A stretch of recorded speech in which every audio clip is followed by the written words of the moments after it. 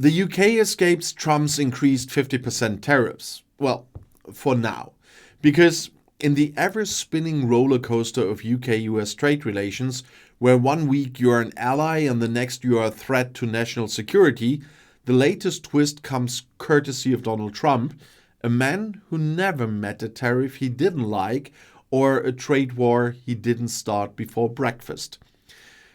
Earlier this week, the former and very current president of the United States decided it was time to double down on his protectionist playbook by slapping a hefty 50% tariffs on most steel and aluminum imports into the US. A move designed, he says, to protect American industry and bring manufacturing jobs back home, though economists might argue it's more about bringing chaos back to global supply chains. But in this unilateral escalation, there was a curious little footnote. The United Kingdom somehow was granted a brief reprieve. While shipments from the EU, Asia, and just about everywhere else will now face eye-watering 50% tariffs, unless he didn't roll back since I filmed this, British exports will for the moment remain under the previous 25% rate, a fact that led the UK government to breathe a loud but cautious sigh of relief here. And of course, it's not a free pass. It's more a probationary period because this exemption isn't based on friendship or shared history or some rekindled special relationship. It's conditional, precarious, and tethered to the successful ratification of the UK-US Economic Prosperity Deal, a trade pact agreed back in May that still needs to jump through several bureaucratic hoops before it becomes binding reality. And according to Trump's executive order, if the UK doesn't tick all the right boxes by July 9th, yes, there is a deadline, then the tariff rate could jump up to 50% faster than you can say America first. In other words, this isn't a reprieve, it's a countdown. And the stakes are enormous, particularly for the UK steel industry, which has already spent the better part of the post-Brexit era trying to navigate a world where its biggest markets come with increasing amounts of red tape, quotas, and now tariffs that feel less like trade policy and more like fiscal blunt instruments. Gareth Stace, the Director General of UK Steel, cautiously welcomed the temporary exemption, saying that at least shipments already on the water won't be caught in the crossfire, but warned that the underlying uncertainty could scare off US buyers who might think twice before placing future orders from the UK. And that's the real danger here, because in global trade, uncertainty is as deadly as tariffs. Buyers don't just look at current costs, they look at reliability, at long-term predictability, at whether the contracts they sign today will be ripped up by a presidential tweet tomorrow.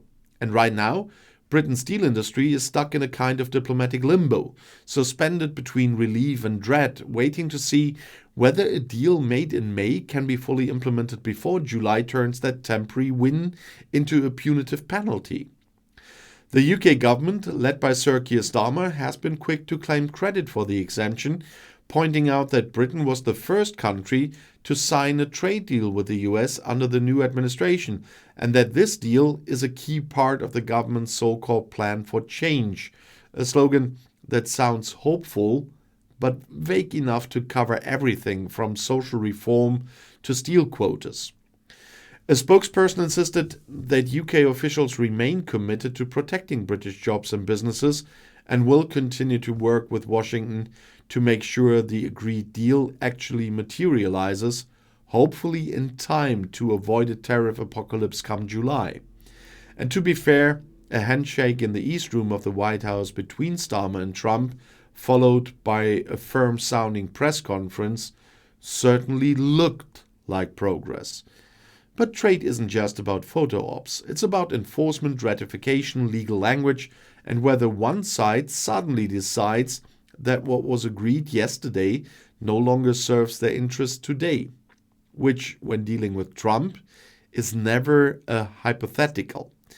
Because if there's one thing we've learned from his previous tenure in office, it's that trade policy is subject to mood swings, to media headlines, and the occasional gut feeling, especially when elections are looming and slogans like "Protect American Jobs" play well in swing states. And this time, that means the UK is walking a very narrow diplomatic tightrope. Because while escaping the full brunt of the 50% tariff hike is clearly good news, staying out of its path means satisfying the evolving, often ambiguous conditions laid out in the Economic Prosperity Deal, a document which, although agreed in principle, still hasn't been fully defined in practice. And there's also the question of quotas. Even if the deal is ratified in time, certain volume caps within the agreement could trigger penalties if the UK steel exports exceed predetermined limits, effectively meaning that the UK may avoid the 50% tariff only to bump up against other forms of trade restrictions that might amount to the same thing. So while British officials and business leaders are doing their best to sound optimistic, the reality is that this exemption is not a victory lap. It's a stay of execution. A chance to get the paperwork done and the relationship stabilized before the next round of presidential protectionism kicks off in full force. Because, make no mistake, this isn't about just steel and aluminum.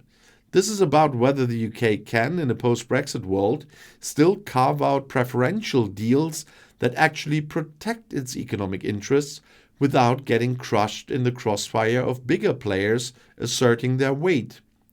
And with the EU still enjoying more comprehensive trade access and other global competitors adjusting to Trump's tariff policies by negotiating their own exemptions or concessions, the UK must prove not only that it can strike deals quickly, but that it can also make them stick. So yes, for now, the UK has dodged the 50% steel tariff bullet. But the next shot is already loaded. And the question is not whether it will be fired, it's whether British can finish the trade paperwork before the trigger is pulled. Because when you're negotiating under threat, even your victories can feel a lot like stalling for time. And in the world of Trump-era trade, that sometimes can be the best you can hope for.